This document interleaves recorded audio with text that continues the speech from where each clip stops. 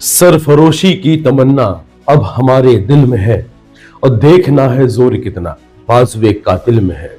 ए शहीद ए मुल्क ओ मिल्लत, मैं तेरे ऊपर निसार, ले तेरी हिम्मत का चर्चा गैर की महफिल में है। 1857 की क्रांति की कहानी अक्सर दिल्ली, कानपुर, झांसी और मेरठ के इर्द गिर्द ही घूमती, लेकिन इस महान विद्रोह की आज उन जंगलों तक भी पहुंची थी जहां इतिहास लिखने वाले कभी पहुंच ही नहीं सके। उन्हीं पहाड़ियों और घने वनों के बीच जन्मा था एक ऐसा योद्धा जिसका नाम समय की धूल में कहीं छिपा रह गया। नाम था भीमा नायक। भील जनजाति का वह वीर जिसने 1857 के विद्रोह को जंगलों की भाषा में नया रूप दिया।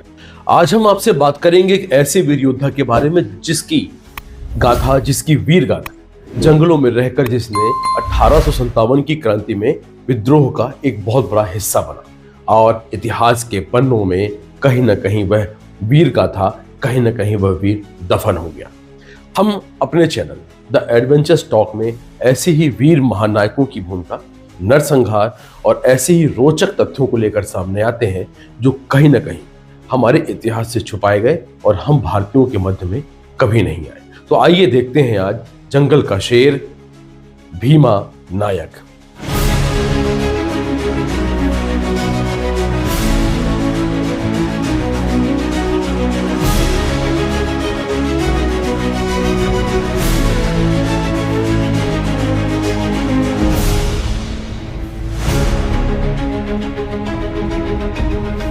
कहते हैं भीमा नायक का जन्म लगभग 1820 के आसपास ही हुआ था।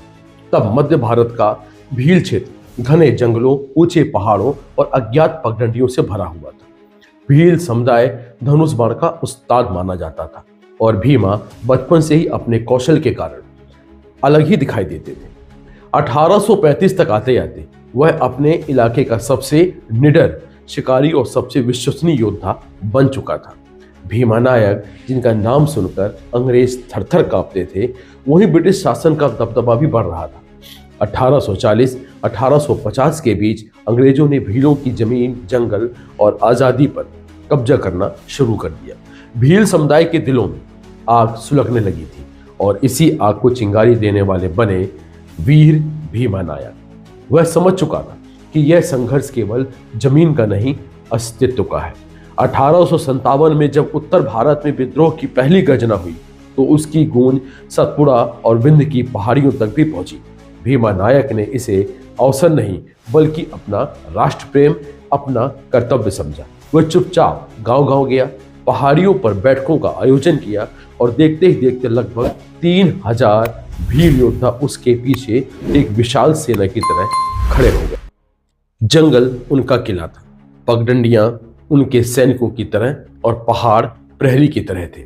ब्रिटिश अधिकारी इन इलाकों को मानचित्र पर देख तो सकते थे, लेकिन भीमा नायक को पकड़ना उनके लिए बहुत मुश्किल था। जैसे हवा को जकड़ना होता है, वैसे ही ब्रिटिश गवर्नमेंट भीमा नायक को नहीं पकड़ सकी। 14 जुलाई 1857 की रात को हुई एक घटना आज भी भील लोकगीतों में गाई जाती है। कहा जाता है कि भीमा अपनी सेना के साथ नर्मदा किनारे स्थित एक अंग्रेज चौकी पर अचानक टूट पड़ा। रात इतनी गहरी थी कि सैनिकों को तीर भी नहीं दिखाई देते थे, केवल उनकी सनसनाहट हवा को चीरती हुई सुनाई देती थी। इस हमले में ब्रिटिश सूबेदार हेनरी बॉटन मारा गया था। यह वह पल था जब अंग्रेजों ने पहली बार महसूस किया कि 1857 का विद्रोह केवल मैदानों में ही नहीं बल्कि जंगलों में भी भड़क चुका था। 1858 के आते आते अंग्रेजों ने भीमा नायक को सबसे खतरनाक विद्रोही घोषित कर दिया। उसके सिर पर भारी इनाम भी रख दिया गया था, लेकिन भील समुदाय ने उसे ऐसे छुपाया जैसे कोई माँ अपने बच्चे को छुपाती है। महिलाएं भोजन पहुंचाती, बच्चे निगरानी रखते और बुजुर्ग गलत रास्ते बताते थे। यह विद्रोह अब एक योद्धा नहीं बल्कि पूरे भील समाज का बन चुका था। लेकिन इतिहास में कभी कभी आग को बुझाने के लिए पानी नहीं बल्कि विश्वासघात उतरता है।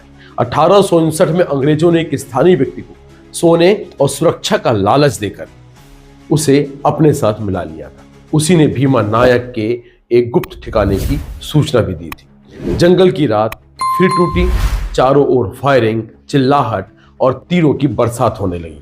भीमा नायक ने अंतिम क्षण तक लड़ाई लड़ी, लेकिन अंततः उसे पकड़ लिया गया। भीमा नायक को पकड़कर अदालत में नहीं, सीधे सजा का इंतजार करने भेज दिया गया। अंडमान का काला पानी, जहां सूरज उगता था लेकिन कैदियों की जिंदगी में कभी रोशनी नहीं आई, वहां भी उसने आदिवासी कैदियों में विद्रोह का बीज बोना शुरू कर दिया। अंग्रेज इसे बर्दाश्त नहीं कर सके। कहा जाता है कि 1863 में ब्रिटिश अधिकारियों ने गुप्त आदेश दिया और भीमा नायक को चुपचाप मौत के घाट उतार दिया था। उसका शरीर समुद्र में फेंक दिया गया ताकि उसकी समाधि भी विद्रोह की पहचान न बन सके। अंग्रेजों की इस क्रूरता और अंग्रेजों की इस प्रकार की बर्बरता से आदिवासी गुस्से में थे, लेकिन अंग्रेज भूल गए थे कि उनके कुछ नाम यादों में नहीं, आत्माओं में बसते हैं। भील समुदाय आज भी उसे भीमा दादा कहकर सम्मान देते। जंगलों की हवा जब तेज चलती है तो बुजुर्ग कहते हैं कि यह भीमा नायक की आत्मा है जो आज भी हमारी रक्षा करती है।